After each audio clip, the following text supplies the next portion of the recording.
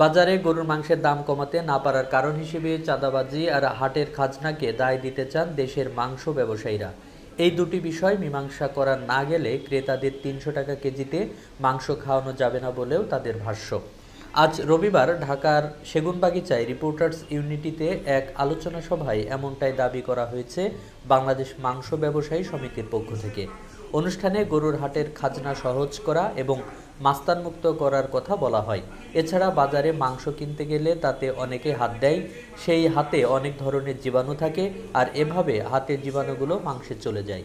জীবাণুযুক্ত এসব মাংস খেয়ে অসুস্থ হয়ে যাওয়ার কথাও বলা হয়। দেশ ৩ বছর ধরে মাংসের স্বয়ংসম্পূর্ণতা অর্জনে সফল হয়েছে। খামারিরা এখন স্বপ্ন দেখছে অচিরেই আমাদের দেশ মাংস রপ্তানি করতে সফল হবে। অনুষ্ঠানে বাংলাদেশ মাংস ব্যবসায়ী সমিতির মহাসচিব রবিউল আলম, শেরেবাংলা কৃষি বিশ্ববিদ্যালয়ের সাবেক উপাচার্য professor doctor Kamal Uddin Ahmed, dairy farmers অ্যাসোসিয়েশনের সভাপতি Mohammad Imran Hossain, Bangladesh atomic energy commission মূল্য বৈজ্ঞানিক কর্মকর্তা ডক্টর আলমগীর জামান চৌধুরী, জাতিসংঘ প্রকল্প বিশেষজ্ঞ ফুড অ্যান্ড এগ্রিকালচার অর্গানাইজেশনের ডক্টর কুলসুম বেগম চৌধুরী, নিরাপদ খাদ্য ও ভোক্তা অধিকার আন্দোলন বাংলাদেশের কামরুজ্জামান বাবলু, আকলিমা চৌধুরী আখি সহ অনেকেই আলোচনায় অংশ নেন।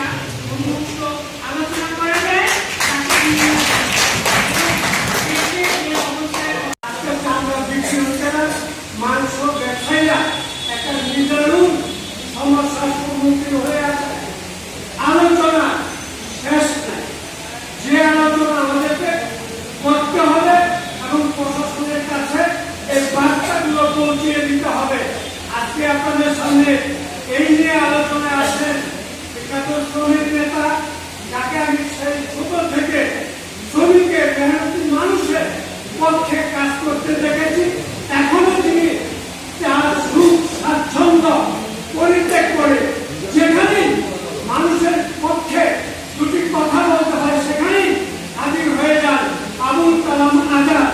তিনি আমাদের মাঝে এখন তার মূল্যবান মতামত দিয়েছেন।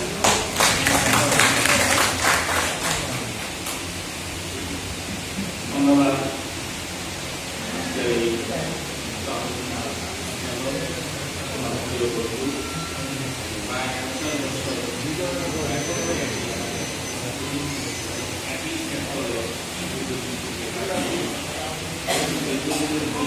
কারণে আমার সম্পর্কে বেশি বলেছেন।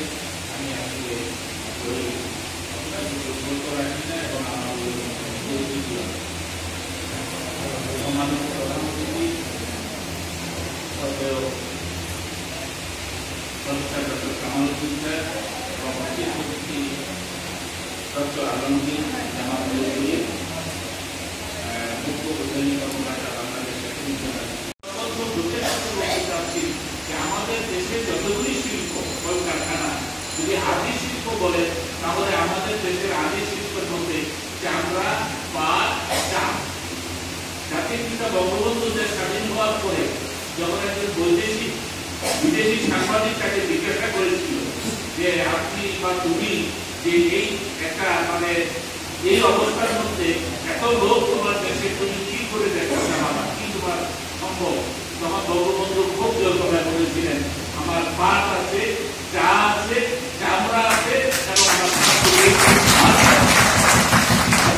যুগের সাথে বলতে হচ্ছে আজকে আমি দিতে চাই দুর্ভাগ্যজনক ভাবে বলে সত্য। নিঃসন্দেহে জাতির পিতা বঙ্গবন্ধুর কন্যা জননেত্রী শেখ হাসিনা আজকে প্রধানমন্ত্রী, দেশ কিন্তু এগিয়ে যাচ্ছে, এ কথা অস্বীকার করার কোনো কারণ নাই। যারা বলবে আমি মনে করি শুধুমাত্র ঈর্ষান্বিত হয়ে বলেন, কিন্তু পাশাপাশি এ কথা সত্য দেশ এগিয়ে যাচ্ছে, কিন্তু মানুষে মানুষে বৈষম্য কিন্তু আরো বৃদ্ধি পাচ্ছে। আমাদের যদি বলেন কর্মসংস্থান কিন্তু কমে যাচ্ছে। আজকে আমাদের মেগা প্রকল্প হচ্ছে, এই যে আজকে যে মেট্রো রেল হচ্ছে, অনেক বড় বড় প্রকল্প হচ্ছে, সেখানে কিন্তু প্রযুক্তিগত কারণে এটা শেখ হাসিনা বা অন্য কোনো সরকারের জন্য দোষারোপ করে লাভ নাই, কিন্তু এই কলেজগুলি যেখানে হচ্ছে সেখানে কিন্তু কর্মসংস্থান হচ্ছে না। আজকে এই সময়ের কাছে যেটা বঙ্গবন্ধু স্বাধীনতা অত্যন্ত মানে দৃঢ়ভাবে বলেছিলেন সেই পাঠকলগুলা কিন্তু আজকে এই সময়ের মধ্যে কিন্তু বন্ধ হয়ে যাচ্ছে। আগের সরকারও বন্ধ করে দিয়েছে, এই সরকারও কিন্তু মোটামুটি ভাবে যা ছিল সেগুলিও বন্ধ করে দিচ্ছেন। কর্মসংস্থান কিন্তু আজকে কমে যাচ্ছে।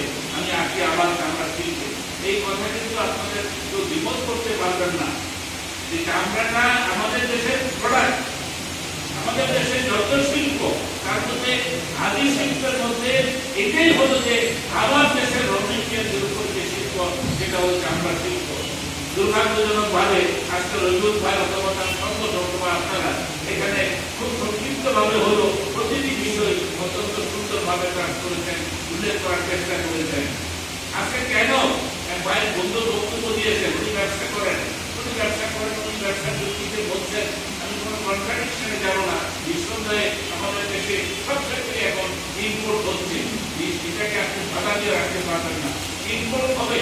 কিন্তু আমাদের পাশাপাশি চেষ্টা করতে হবে যে আমাদের দেশে যে সমস্ত জিনিস তৈরি হয় সেগুলি যদি আমরা রক্ষা করে এটাকে বৃদ্ধি করতে পারি তাহলে ফরেন কারেন্সি আমাদের কমে যাবে, ফরেন কারেন্সি আমাদের বেড়ে যাবে, ফরেন কারেন্সি ব্যয় হবে না। আপনি কেন আমাদের দেশে এখন কিন্তু মোটামুটি ভাবে ফার্মিং যথেষ্ট উন্নতি সাধন করেছে, এখানে কেন আবার খাদ্য বিষয়ে নিরাপদ খাদ্য বিষয়ে কি আর একটা আলোচনা আছে। আর সত্যিকার অর্থে এটি আমাদের জাতির সুস্থ জাতি, নিরাপদ জাতির একটি আলোচনা সভা। একটি সুস্থ জাতি যদি না থাকে কোনো সুস্থ উন্নয়নই সম্ভব হবে না। আপনার জীবন বৃথা যদি আপনি সুস্থ না থাকে, কোটি কোটি টাকা সম্পদ মান সম্মান কোনো কিছু কাজে লাগবে না যদি না আপনি সুস্থ থাকেন। সেই সব কারণে অর্থনৈতিক বিষয় সেকেন্ডারি বিষয় সেটিও গুরুত্বপূর্ণ। বঙ্গবন্ধু শেখ মুজিবুর রহমান 23 বছরের মধ্যে 3.5 একটি বিরাট মুক্তিযুদ্ধ হয়েছে 30 লক্ষ কোটি টাকা। এই দেশের রাজনৈতিক উন্নয়নের জন্য, স্বাধীনতার জন্য, অর্থনৈতিক মুক্তির জন্য, স্বাধীনতার জন্য, সাম্যবাদের লৌকিক করেন সেই গণতন্ত্র, সমাজতন্ত্র, সেই সংবিধানের অংশ। একচুয়ালি ধর্ম নিয়ে কথা হচ্ছে, ধর্ম নিরপেক্ষতা বলা হয়েছে, ধর্মহীনতা না, সকল লোকের সকল ধর্মেরই সেখানে স্বাধীনতা রয়েছে। এই দেশকে উন্নয়ন করার জন্য ব্যবসায়িক পরিকল্পনা হয়েছে। আসলে সেগুলো বাস্তবায়ন করার বিষয়গুলো রয়েছে। বলছে জননেত্রী শেখ হাসিনার নেতৃত্বে দেশ উন্নতির চরম ক্ষেত্রে আমাদের প্রকৃতি 8.1, এরপরে আছে জাপান, ভারত, পাকিস্তান। এই ভারত আরো পরে পাকিস্তান উন্নয়নের ক্ষেত্রে যুক্তরাজ্যের চেয়েও আমাদের প্রকৃতি উন্নয়নের মাত্রা কিন্তু বেশি। কিভাবে সেটি আপনারা ইতিমধ্যে বুঝতে পারেন। যাতায়াত ব্যবস্থা সহ, শিক্ষা ব্যবস্থা সহ নানান বিষয়ে সরকার গুরুত্ব দিয়ে এগিয়ে যাচ্ছে। ইতিমধ্যে এই বিষয়ে যে আলোচনা হয়েছে তার মধ্যে অনেকগুলো আইন, নিরাপদ খাদ্যের জন্য 2018-2019 আইন হয়েছে, হালাল মিট ব্যবস্থাপনা কিভাবে করা যায় 2011 আইন হয়েছে, আলোচনা সাহেব বলেছেন। এইসব বিষয়গুলো সবই আইনের মধ্যে আছে, কিন্তু আইন থাকলে আইনটা মানা এবং সেইভাবে প্রয়োগ করার বিষয়। আপনাদের মধ্যে আলোচনা হয়েছে যে চামড়া শিল্পের বিষয়, যেটি ইতিমধ্যে আমাদের আবুল কালাম আজাদ সাহেব বলেছে, বঙ্গবন্ধু দাঁত, চামড়া, পা, সোনালী আট, সেই বিষয়গুলোর উপর নির্ভর করে এদেশের দুর্বল মাটি পানির উপর নির্ভর করেছে, যে আর কিছুই দরকার নেই। আসলে যে দুর্বল মাটি রয়েছে এর চেয়ে ভালো মাটি পৃথিবীর আর কোথাও নাই। নতুন নতুন মাটি উৎপাদন হচ্ছে, সেটি সাগর থেকে বরফ তৈরি হচ্ছে। এইসব সম্পদ থাকার পরে আমাদের অবস্থা এরকম কেন? একটু পরে আমি হালকা করে বলে দেবো, কারণ আপনাদের ধৈর্য করাবে না, অনেক আলোচনা। ইতিমধ্যে গরুর কথা বলা যায়, আমাদের দেশে গরু মাংসের অভাব কেন থাকে? সরকার চোরাচালান বন্ধ আছে, কড়াভাবে বর্ডার মেনটেন করা আছে। গরু পালনের জন্য গত 2 বছর আগে গরু যখন বন্ধ হয়ে গেল চোরাচালান, আমাদের নিজস্ব গরু যে কিন্তু কোরবানির গরু আমরা কিনতে পেরেছি। এখন সেটি সম্ভব। আপনারা জানেন চরাঞ্চল সহ সকল অঞ্চলে গরু উন্নয়নের জন্য সরকার যেসব ডাক্তার নিয়োগ করেছেন, ভেটেরিনারি সার্জন সহ যথেষ্ট না, আরও অনেক দরকার। সাথে সাথে যে প্রণোদনার সম্পর্কে বলেছেন যে অর্থনৈতিক ঋণ যে বেশিতে দেওয়া দরকার, সরকার কিন্তু এই করোনাকালে 1,25,000 কোটি টাকা প্রণোদনা দিয়েছেন। কৃষি ক্ষেত্রে 5,000 প্রথম, পরে 9,500, 15,000 কোটি টাকা। এই প্রশ্নের সম্মুখীন আমি সবচেয়ে বেশি হই। আমি আজকে এই অনুষ্ঠানের মাধ্যমে আমার দেশে উৎপাদিত গরুর মাংস আর ইন্ডিয়া থেকে আগত হিমায়িত মহিষের মাংস কিছু তুলনা আমি ধরে তুলতে চাই। আমি কিন্তু প্রথমেই বলছি, ইন্ডিয়া থেকে যে মাংসটা আসে সেটা কিন্তু হিমায়িত মহিষের মাংস। সেটা কিন্তু প্রথমেই বলে দিচ্ছে গরুর মাংস না। আমরা অনেকেই জানি আপেল এবং টমেটোর অনেক গুণাগুণের মিল আছে। আপেল এবং টমেটোর অনেক গুণাগুণের মিল আছে, কিন্তু আপেল তো আপেল, টমেটো তো টমেটোই। আপেলের দাম 200 টাকা 300 টাকা কেজি, টমেটোর দাম 5 টাকা 10 টাকা, সময় সময় 20 টাকা 30 টাকা 50 টাকা কেজি। আমরা আপেল আর টমেটোর কম্পারিজন করতে পারি না। আমাদের দেশে আমরা এখন গত 3 বছর ধরে, আমাদের সাবেক প্রফেসর সাহেব বলেছেন, আমরা গত 3 বছর ধরে আমাদের দেশে আমরা মাংস স্বয়ংসম্পূর্ণতা অর্জন করতে সক্ষম হয়েছি। আমরা খামারিরা এখন স্বপ্ন দেখতেছি অচিরেই ইনশাআল্লাহ আমরা আমাদের দেশের মাংস আমরা রপ্তানি করতে সক্ষম হব ইনশাআল্লাহ।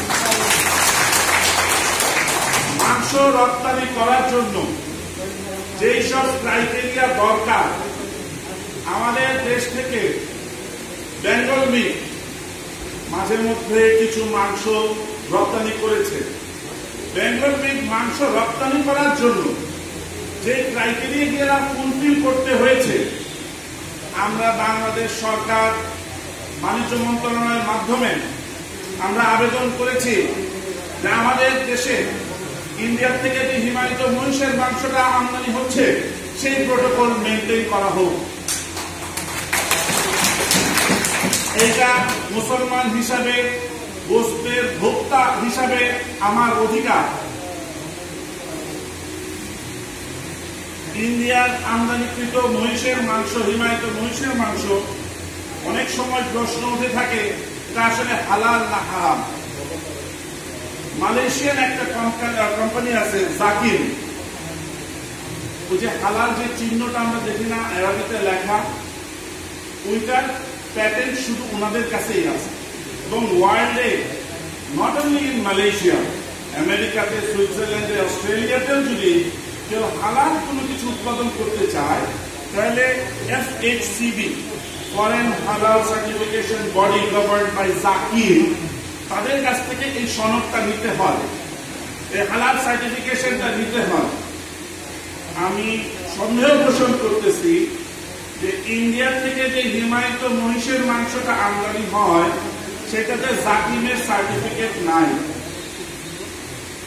এখন মূল প্রশ্নে আসে, আমাদের দেশে উৎপাদিত গরুর মাংসের দাম বেশি কেন in comparison with imported buffalo meat, frozen buffalo meat from India? আমাদের দেশে যেমন ইন্ডিয়াতে ফর্মাল স্লটারিং হয়, একটা ফর্মাল স্লটারিং যখন হয় তখন সব ওয়েস্টেজ গুলা, আমাদের রবিউল ভাই বলছেন একটা গরুর কিন্তু অর্ধেক দাম তার ওয়েস্টেজে, অর্ধেক দাম তার মাংস। এখন আমরা যখন ইনফর্মাল স্লটারিং করি, ইনফর্মাল প্রসেসিং করি, তখন কিন্তু আমরা কি করি, আমরা ওই ওয়েস্টেজের দামটা পাই না।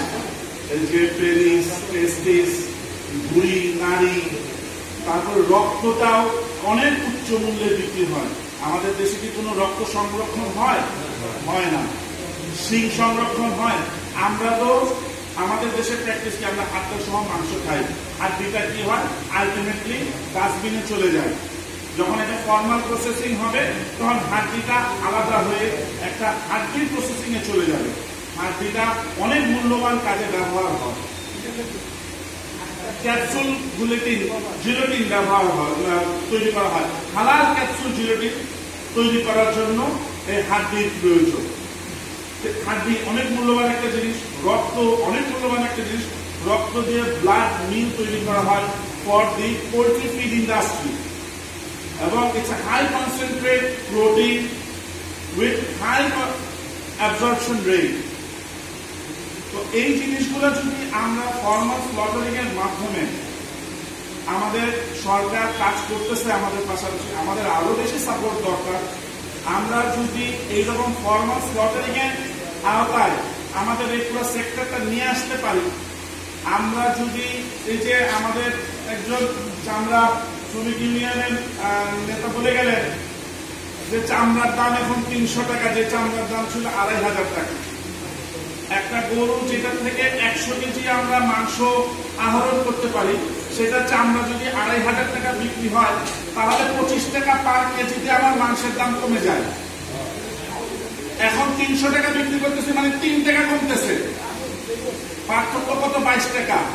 আমি যদি কাস্টমারকে 22 টাকা কমে মাংস দিতে পারি, এটা কি আমার কাস্টমারের জন্য উপকার হবে না? আমার ভোক্তার জন্য উপকার হবে না? আমাদের চামড়া শিল্পকে বাঁচাইতে হবে, আমাদেরকে সেলফ ডিপেন্ডেন্ট হতে হবে। আমরা পেঁয়াজের মতন কারসাজি দেখতে চাই না। আমাদের দেশে যখন পেঁয়াজ ছিল না তখন ইন্ডিয়া বললো পেঁয়াজ দিবে না, 300 টাকা 400 টাকা কেজি খেলাম পেঁয়াজ। আমাদের কৃষকরা যখন পেঁয়াজ উৎপাদন শুরু করলো তখন তারা পেঁয়াজ দেওয়া শুরু করলো, আমার কৃষক দাম পাইল না। আবার যখন আমরা আমার কৃষক যখন আবার আগামী বছর পেঁয়াজ ফলাবে না, তখন আবার তারা 300 টাকা কেজি আমাদেরকে পেঁয়াজ খাওয়াবে। আমরা এই ষড়যন্ত্রের শিকার হইতে চাই না। আমরা সেলফ ডিপেন্ডেন্ট হইতে চাই। সেলফ ডিপেন্ডেন্ট হইতে হলে আমাদের প্রোডাকশন বাড়ানো ছাড়া আমাদের কোনো উপায় নাই। আপনারা বলতেছেন ইন্ডিয়া থেকে আমদানিকৃত হিমায়িত মহিষের মাংসের দাম কম কেন? আপনারা কি কখনো দেখছেন ইন্ডিয়াতে উৎপাদিত গরুর দুধের দাম কত? ইন্ডিয়াতে গরুর দুধ বিক্রি হয় 50-52 রুপি পার লিটার। আমাদের দেশের প্রসেসররা দুধ কিনে 38 থেকে 40 টাকা পার লিটার। কম্পেয়ার করলে 20 টাকার ব্যবধান। আমি যদি 60 টাকা কেজি, 60 টাকা লিটার আমার দেশের দুধ বেচতে পারি, আমার যদি দুধ বেচে অনেক লাভ হয়, তাহলে এই দুধ উৎপাদন করার পরে যে গরুটা রিজেক্ট হয়ে যাবে, সেই গরুটা আমার 20,000 টাকা কমে বেচলে আমার লস হবে না, কারণ আমি দুধের থেকে তো লাভ করছি। আমার দেশের কৃষকরা যেহেতু দুধের ন্যায্য মূল্য পায় না, এর জন্য তাদের এই গরুটা মাংস ব্যবসায়ীদের কাছে একটু উচ্চ মূল্যে বিক্রি করতে হয়। আমাদের দেশ পার্শ্ববর্তী দেশ ইন্ডিয়া, ইন্ডিয়ার থেকে যখন হিমায়িত মহিষের মাংসটা রপ্তানি হয়, তখন তারা উপরে সাবসিডি পায়। আমরা যারা কৃষক, যারা গরুর মাংস দুধ উৎপাদন করি, আমরা কি কোনো সাবসিডি পাই?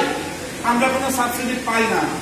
আপনারা যারা এই জায়গায় মাংস ব্যবসায়ীরা বসে আছেন, আপনারা কি জীবনে সহজ সরকারের কাছ থেকে কোনো সাবসিডি পাইছেন? পান নাই। অথচ ইন্ডিয়াতে যারা মাংস প্রসেসিং করে, তারা সরকার থেকে সাবসিডি পায়। সরকার আমাদেরকে সাবসিডি দেয়, এটা একটা ন্যাচারাল, এটা একটা অতীব জরুরি একটা খাদ্য। সরকার যদি দুধে সাবসিডি দিতে পারে, সরকার তেলে সাবসিডি দিচ্ছে, ডিজেলে সাবসিডি দিচ্ছে, সরকার যদি গরুর মাংসের, পৃথিবীতে এমন কোন দেশ নাই যে দেশে গরুর মাংসের উপরে এবং গরুর দুধের উপরে সাবসিডি দেওয়া হয় না। পৃথিবীতে এমন কোন দেশ নাই। আমরা কেন পৃথিবীর বাইরে হয়ে গেলাম? আমাদের উচিত দুধ এবং মাংস আমাদের খাওয়াটা খুবই ইম্পর্টেন্ট। বাচ্চাদের যেমন দুধ খাওয়া ইম্পর্টেন্ট, বয়োজ্যেষ্ঠদের মাংস খাওয়া ইম্পর্টেন্ট। এই করোনার মধ্যে করোনা আমাদেরকে একটা জিনিস শিখাই দিয়ে গেছে, ওষুধের উপরে ডিপেন্ডেন্ট হওয়া চলবে না। আমাদেরকে আমাদের ইমিউন সিস্টেমকে স্ট্রং করতে হবে, আমাদের রোগ প্রতিরোধক ক্ষমতা বাড়াইতে হবে।